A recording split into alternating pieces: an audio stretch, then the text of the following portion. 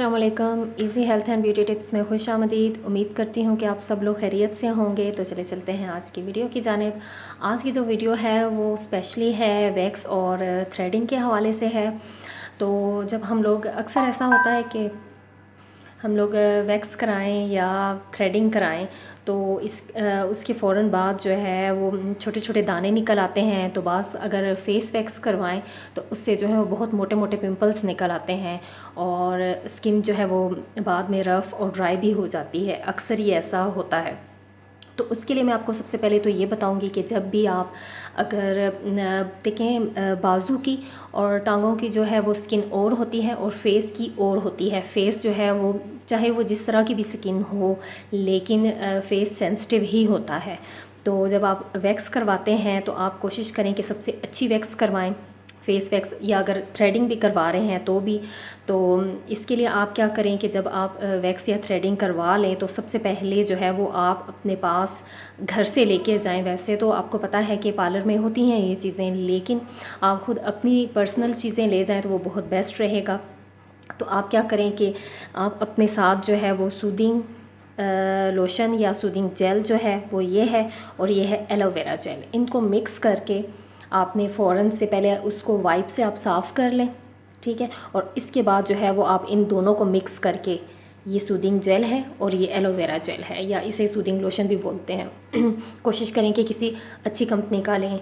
और इसके बाद आप इन्हें मिक्स करके लगा लें आपने जहाँ वैक्स करवाई है। तो जब आप घर आएँ तो फिर मैं आपको बताऊँगी कि घर आके आपने क्या करना है।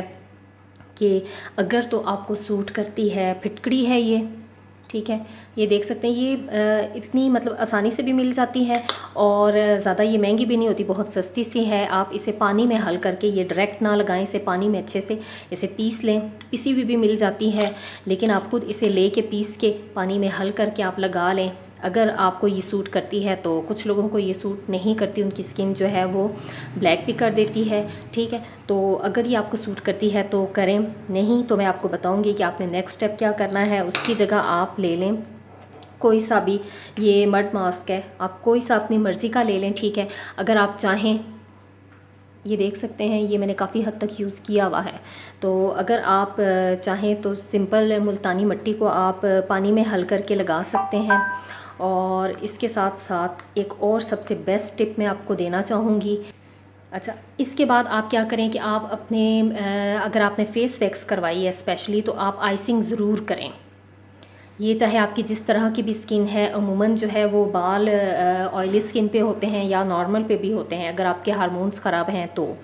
और नहीं तो ड्राई स्किन वालों के फेस पे मैंने कभी वैसे बाल नहीं देखे, मे भी हो सकता है कुछ के हों, लेकिन आप ये आइसिंग अपने फेस पे ज़रूर करें।